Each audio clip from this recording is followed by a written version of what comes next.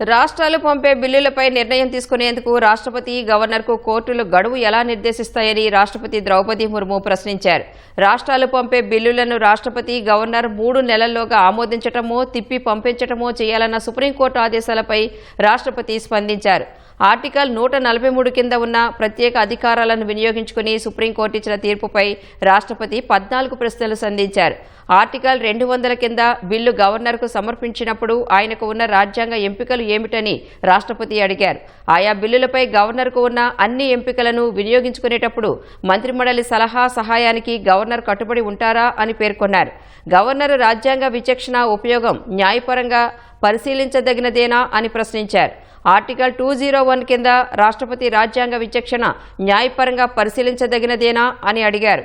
రాష్ట్రపతి గవర్నర్ అధికారాల వినియోగానికి రాజ్యాంగంలో నిర్దేశిత సమయ పరిమితి విధానం లేనప్పుడు న్యాయ ఉత్తర్వుల ద్వారా సమయ పరిమితులను విధించవచ్చా అని ప్రశ్నించారు.